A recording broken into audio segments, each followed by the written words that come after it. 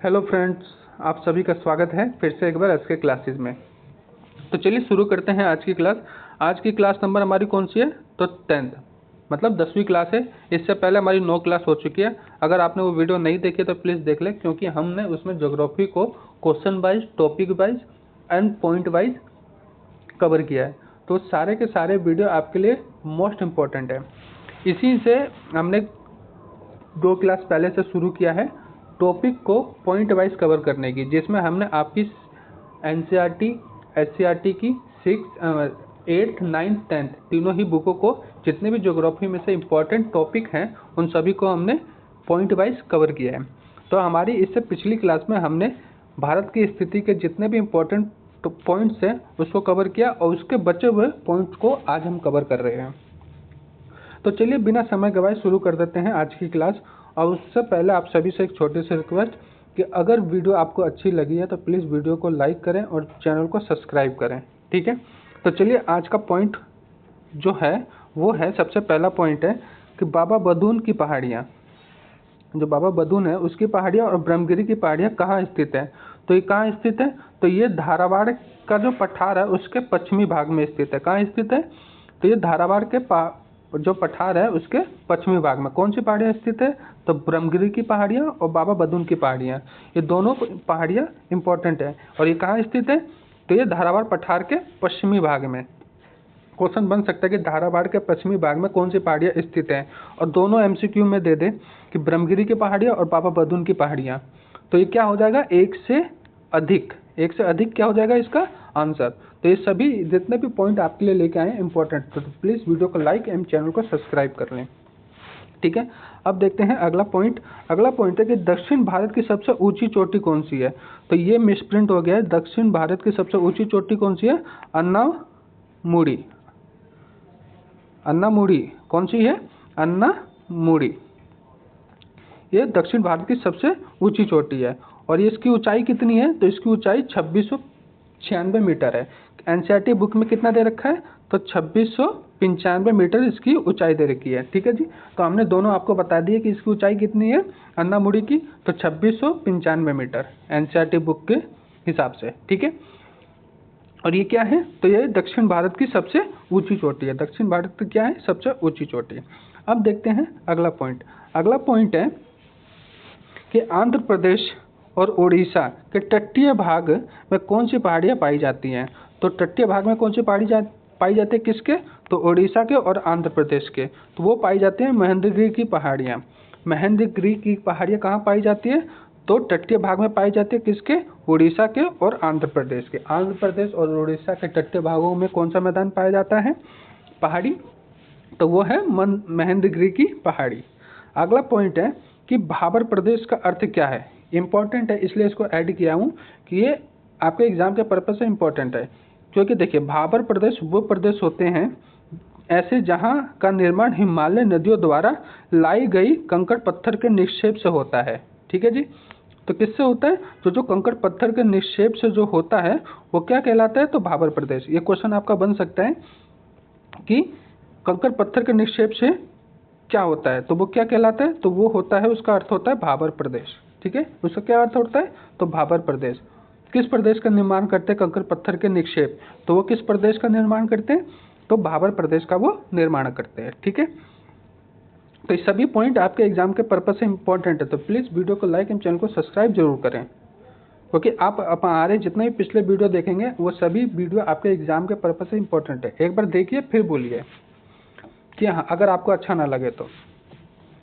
अगला क्वेश्चन है, अगला पॉइंट है, समझ लीजिए कि शिवालिक का जरोड़ पंख किसे कहते हैं? तो वो किसे कहते हैं? भाबर प्रदेश को। अभी हमने बात की थी कि कंकड़ पत्थर जो लेके आती है वो क्या होती है? जरोड़ मिट्टी होती है, ठीक है। कौन सी मिट्टी होती है? वो जरोड़। अभी तो मिट्टी को भी सबको अच्छे से कवर करेंगे, ठीक है। तो उसको क्या कहते हैं? तो भाबर प्रदेश कहते हैं, ठीक है। जो जलोढ़ पंख किसे कहते हैं? शिवालिक के जलोढ़ पंख, तो भाबर प्रदेश, ठीक है। आगे बढ़ते हैं कि तराई प्रदेश, यह भी इंपॉर्टेंट है कि तराई प्रदेश, तो यह निम्न समतल मैदान है जहां नदियां का पानी बहकर दलदली क्षेत्रों का निर्माण करता है। इसका विस्तार भाबर प्रदेश के कठिन दक्षिण में होता है। तो ये क्या करता है? तो ये समतल मैदान जो होते हैं वहाँ पे जो नदियों को बहकर पानी आता है उससे वो दलदली क्षेत्रों का निर्माण कर देता है। ठीक है, इसका विस्तार मतलब भापर प्रदेश में होता है। वो क्या कहलाता है? तो तराइन प्रदेश कहलाता है। क्या? तराई प्रदेश। ठीक है जी, तो इम्पोर्टेंट है, इसको भी याद कर लेना है, तराई प्रदेश और भाबर प्रदेश। इसमें से क्वेश्चन बन सकता है आपका। अगला है कि बांगर प्रदेश का मतलब क्या होता है। अब बांगर का क्या मतलब होता है? तो ऐसे जगहों का निर्माण नदियों द्वारा लाई गई पुरानी जलोढ़ मिट्टी से होता है। ठीक है जी, खादर और बांगर ये पूछा जाता है। तो बांगर क्या होता है? पुरानी जलोढ़ मिट्टी। और खादर क्या होता है? नई जो लाई जाती है मिट्टी, वो होता है खादर। ठीक है, तो दोनों आपकी क्या होगी? पॉइंट क्लियर हो गया। भाबर प्रदेश भी हो गया, तराई प्रदेश भी हो गया, खादर प्रदेश और बांगर। ठीक है जी, तो ये सारे पॉइंट क्या है? इम्पोर्टेंट है। अब अगला देखते हैं। अगला है कि गंगा यमुना का दोआब गंगा यमुना का दोआब सतलज का मैदान किस प्रदेश का उदाहरण है? गंगा क्या पूछ रहा है कि गंगा यमुना का जो दोआब है वो सतलज के मैदान का किस प्रदेश का उदाहरण? तो वो बांगर प्रदेश का उदाहरण है, क्योंकि बांगर क्या करता है? पुरानी मिट्टियों को लेके आता है। तो ये क्या बन जाता है? बांगर प्रदेश। ठीक है, अभी हमने जस्ट पीछे पढ़ा था। तो ये क्या होता है? गंगा यमुना का जो दोआब होता है उसके सतलज का जो मैदान का प्रदेश होता है वो किसका उदाहरण है? तो वो बांगर प्रदेश का उदाहरण है। अगला है खादर प्रदेश। अभी हमने जस्ट बात की थी कि जो नई मिट्टी आती है, जो जमा हो जाती है, वो क्या कहलाती है? तो वो हमारी खादर कहलाती है। तो वो क्या कहलाता है? खादर प्रदेश। जो नई मिट्टियों से बन जाता है, जो नई मिट्टियाँ आती हैं नदियों के बहाव से, वो क्या कहलाती है? तो वो कहलाती है खादर। ठीक है, अगला है कि किस प्रदेश को उर्वरक शक्ति अधिक होती है? जो खादर प्रदेश होते हैं उनको क्या होते हैं? उनके पास उर्वरक शक्ति अधिक होती है। ये क्वेश्चन बन सकता है कि उर्वरक शक्ति किसके पास अधिक होती है? तो वो होती है खादर प्रदेश। जितने भी है उनके पास क्या होती है? उनके पास उपज मतलब पैदा अधिक, अनाज अधिक वो पैदा कर पाते हैं प्रदेश। ठीक है, तो ये सभी पॉइंट आपके इम्पोर्टेंट है। अगला है कि तटीय मैदानों का विस्तार कहाँ है? तो देखिए ये भी इंपॉर्टेंट है कि तटीय मैदान का विस्तार कहाँ है? तो प्रायद्वीपीय पर्वत श्रेणी और समुद्र तट के बीच में है। जो प्रायद्वीपीय पर्वत हैं नीचे के भाग, दक्षिणी भाग में जो प्रायद्वीपीय पर्वत हैं और समुद्र तट दक्षिणी भाग में पूरब की पश्चिम की तरफ। ठीक है, तो वो क्या कहलाते हैं? तो वो तटीय प्रायद्वीपीय पठार कहलाते हैं। ठीक है, प्रायद्वीपीय पर्वत श्रेणी और समुद्र तट के बीच में तटीय मैदान का विस्तार होता है। तटीय मैदान का विस्तार कहाँ होता है? तो प्रायद्वीपीय पर्वत श्रेणी और समुद्री के तट के बीच। अब देखते हैं अगला है कि सूरत से कन्याकुमारी तक किन मैदानों का विस्तार है? इंपॉर्टेंट है, ये क्वेश्चन बन सकता है, बिल्कुल डिट्टो छपेगा, ये देख लीजिएगा कि सूरत से लेकर कन्याकुमारी का जो मैदान है वो किसका विस्तार है? तो पश्चिमी तटीय मैदान का विस्तार है। वहाँ पर किसका विस्तार है? तो पश्चिमी तटीय मैदान का विस्तार है। ठीक है, अगला है कि मालाबार किसे कहते हैं? तो मालाबार किसे कहते हैं? तो पश्चिमी तट को क्या कहते हैं? मालाबार तट। ठीक है, अगला है कि कयाल किसे कहते हैं? कयाल किसे कहते हैं? तो पश्चिमी तट पर कुछ ब्लैक वाटर पाए जाते हैं जिन्हें केरल के कयाल कहते हैं। जिन्हें क्या कहते हैं? जो ब्लैक वाटर पाए जाते हैं केरल के, उसको क्या कहते हैं? कयाल। ये पश्चिमी तट के कुछ ब्लैक वाटर होते हैं। ठीक है जी, उसको क्या कहते हैं केरल में? उसको केरल में कहते हैं कयाल। आगे है बेम्बत एवं अन्नामुड़ी किससे संबंधित है? तो किससे संबंधित है ये? तो ये किससे संबंधित है? तो ये कयाल से संबंधित है।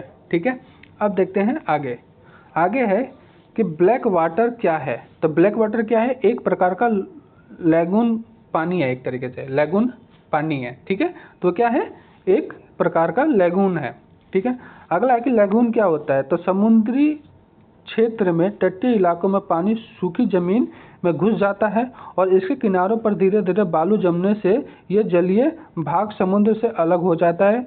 इसी जलीय आकृति को लैगून कहते हैं। ठीक है जी, आपने लैगून का मतलब भी समझ लिया कि लैगून किसे कहते हैं? जो समुद्री क्षेत्र में जो तटीय इलाकों का पानी जो पानी सूखी जमीन पर घुस जाता है, क्या हो जाता है? वो सूखी जमीन में घुस जाता है और उसके किनारे पर धीरे धीरे बालू जमने लगते हैं।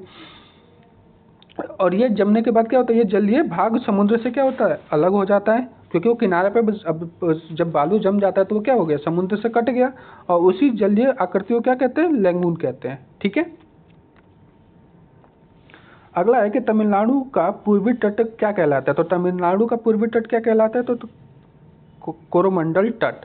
क्या कहलाता है? तमिलनाडु का पूर्वी तट क्या कहलाता है? तो कोरोमंडल तट कहलाता है, कोरोमंडल तट।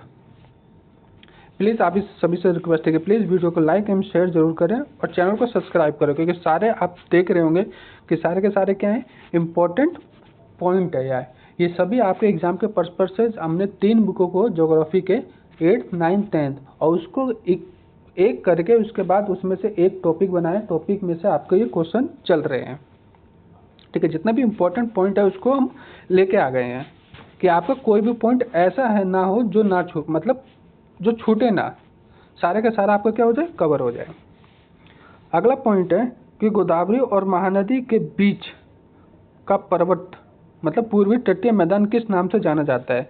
जो आपका गोदावरी है और महानदी के बीच में जो पर्वत मतलब पूर्वी तटीय मैदान है उसको क्या कहते हैं? तो उसको कहते हैं जो कहते हैं उत्तरी सरकार।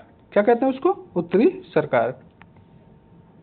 आगे है कि पूर्वी तटीय मैदान कहाँ से कहाँ तक फैला हुआ है? आ सकता है कि पूर्वी जो तटीय मैदान है वो कहाँ से कहाँ तक फैला हुआ है?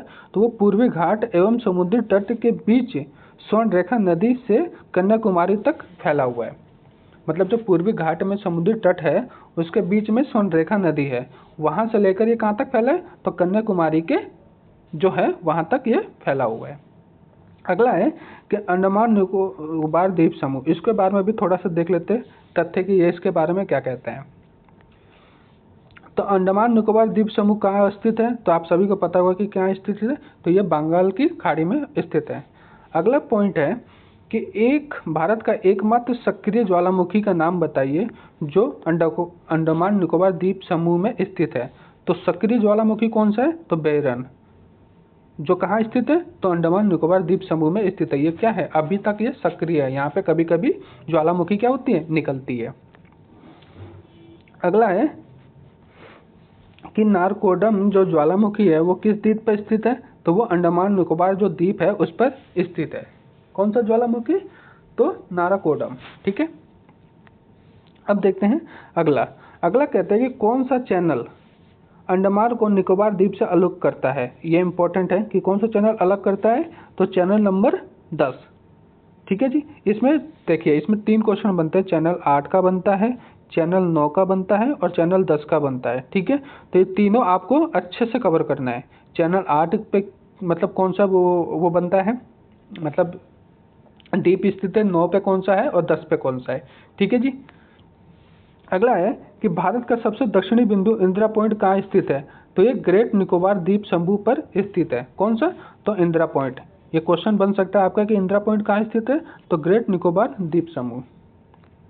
अगला है कि सैडल पीक जो है किसकी सबसे ऊंची चोटी है? तो किसकी सबसे ऊंची चोटी है? तो अंडमान निकोबार द्वीप की क्या है? सैडल पीक सबसे ऊंची चोटी है। सैडल पीक किसकी सबसे ऊंची चोटी है? तो अंडमान निकोबार द्वीप समूह। अगला है कि केंद्र शासित प्रदेश का सबसे बड़ा बंदरगाह कौन सा है, मतलब कहाँ है? तो ये है पोर्ट ब्लेयर, दक्षिणी अंडमान में। ये इम्पोर्टेंट है आपका, ये मोस्ट इम्पोर्टेंट है कि जब केंद्र शासित प्रदेश का सबसे बड़ा बंदरगाह कहाँ है तो वो पोर्ट ब्लेयर दक्षिणी अंडमान में है। ठीक है, अब आगे देखते हैं। अगला है कि लक्षद्वीप कहाँ स्थित है? तो लक्षद्वीप अरब सागर में स्थित है, आप सभी को पता होगा। लक्षद्वीप पे कुल कितने द्वीप हैं? तो ये आपके 36 द्वीप हैं। आप सभी देख रहे होंगे कि सारे के सारे एनसीईआरटी तो जितने भी पॉइंट है उस सभी को हमने कवर कर लिया है। अगला कि लक्षद्वीप किससे बना है?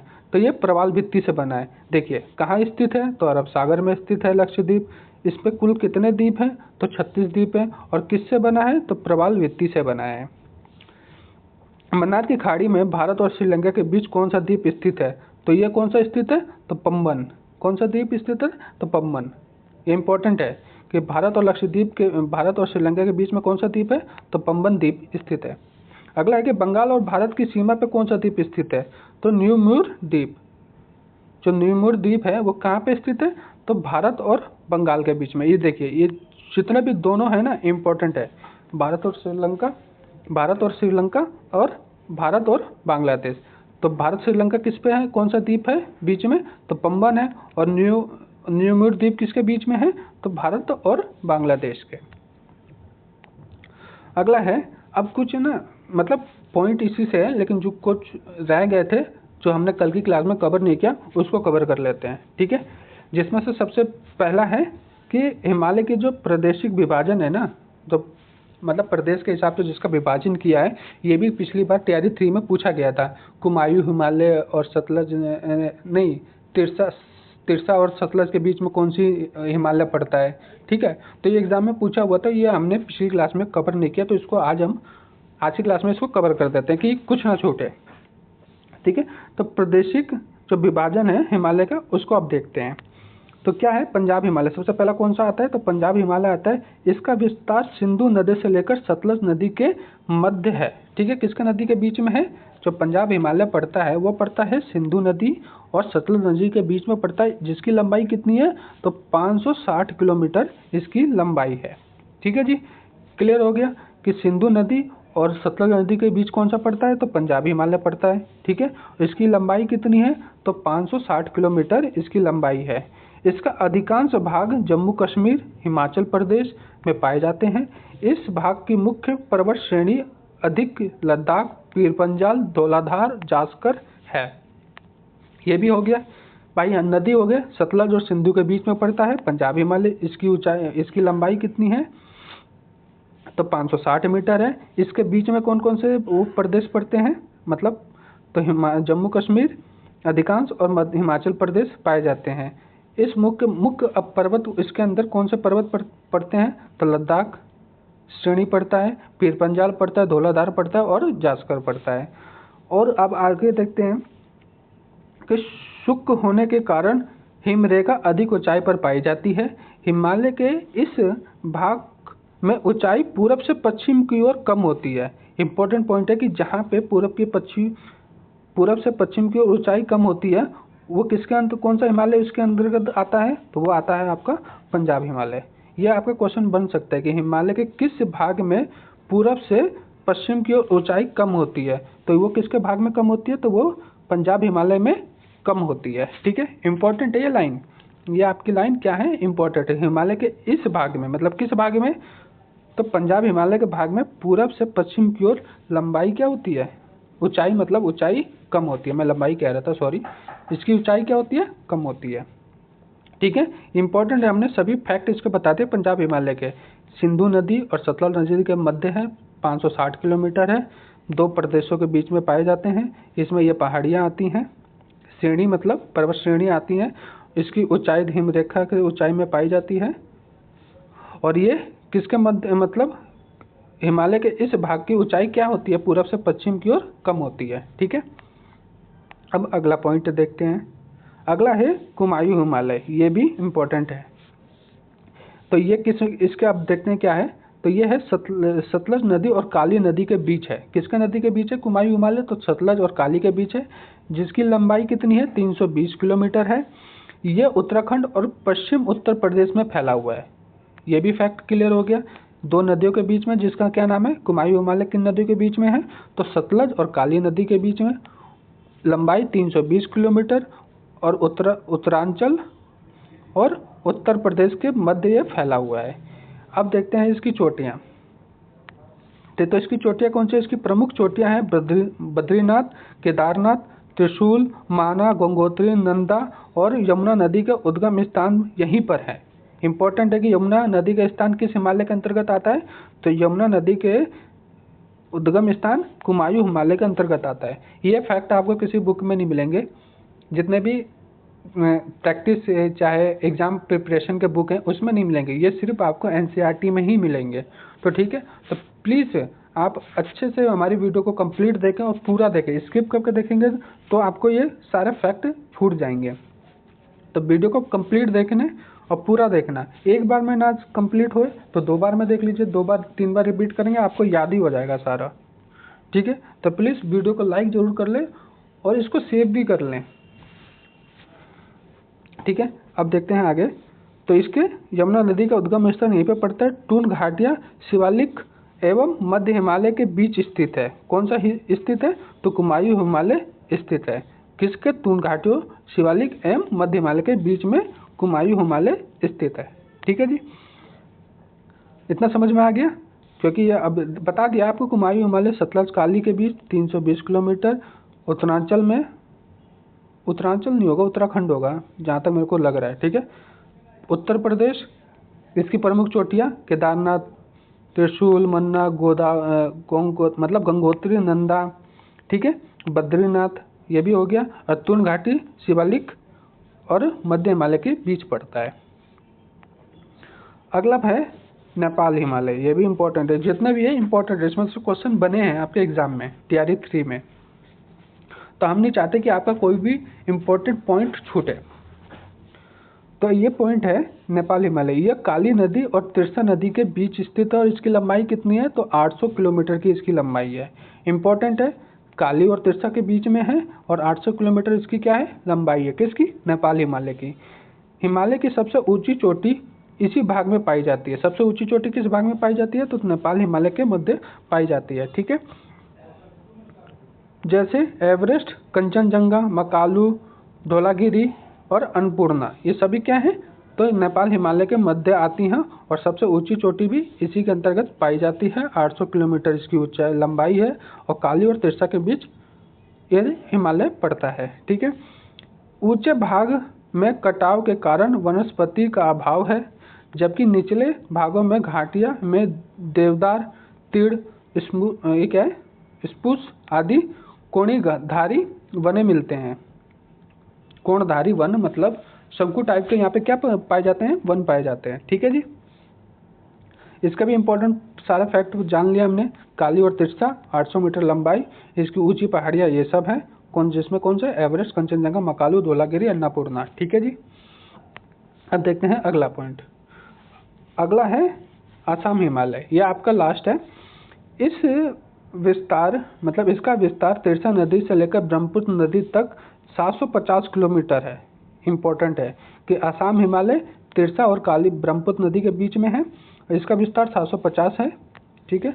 ये श्रेणी नेपाल श्रेणी की अपेक्षा नीची है, ये क्या है, नीची है, तथा सिक्किम, असम और अरुणाचल, भूटान देश शामिल है। मतलब राज्य कौन से शामिल है, तो सिक्किम, असम और अरुणाचल प्रदेश शामिल है, और एक देश कौन सा शामिल है, तो वो है भूटान, ठीक है। ये पूछ सकता है कि भूटान किस हिमालय के अंतर्गत आता है, तो वो किसके अंतर्गत आता है, तो असम हिमालय के अंतर्गत आता है। ये सभी क्वेश्चन बनते हैं और यही हमने आपके लिए लेके आए हैं, ठीक है। तो भूटान देश किसके अंतर्गत पड़ता है, तो असम हिमालय के अंतर्गत पड़ता है। इस भाग की प्रमुख नदियाँ दिवांग, दुहांग, लोहित और ब्रह्मपुत्र हैं। यहाँ की प्रमुख चोटियाँ कुल्ला कागड़ा और कौन सी है, चुम्मल हारी, जंग सांगला और पोहिनी, इसके क्या है, मध्य ये सभी नदियाँ पड़ती हैं। घाटी मतलब चोटियाँ पड़ती है, सॉरी मैं नदियाँ कह रहा हूँ, तो इसके मध्य क्या पड़ती हैं, तो ये चोटियाँ पड़ती हैं। तो आप सभी के जितने भी इम्पोर्टेंट थे भारत की स्थिति से, चाहे वो 8th क्लास हो, 9th क्लास हो या 10th क्लास हो, इन तीनों चैप्टर को कंबाइंड करके भारत की स्थिति को हमने एक कंबाइंड लेके आए हैं, ठीक है। और आपको हमने करा दिया 2 क्लासों में, एक इससे पिछले वाली में और एक आज की क्लास में। तो ये आपका इससे कंप्लीट होता है भारत की स्थिति। अब इससे बाहर तो आपके मेरे हिसाब से कोई क्वेश्चन नहीं बनेगा, बाकी तो छोटे मोटे आप सभी को याद होंगे, ठीक है। तो छोटे मोटे को भी छोड़ के जितने भी इम्पोर्टेंट फैक्ट थे वो सभी को हम लेके आए और आपको कराया, ठीक है। अब ऐसे ही हम कल एक और वीडियो लेके आएंगे जिसमें एक नई टॉपिक को कवर करेंगे, पूरे तीनों बुकों को मिलाकर एक टॉपिक बनाएंगे और उसको अच्छे से कवर करेंगे। तो प्लीज़ चैनल को सब्सक्राइब कर लें, वीडियो को लाइक करें, ठीक है जी। फिर मिलते हैं कल आपको एक नई टॉपिक के साथ और एक नए वीडियो के साथ जिसमें आपके सारे डाउट क्लियर होंगे, ठीक है। तो चलिए आज के लिए बाय बाय, फिर मिलते हैं कल।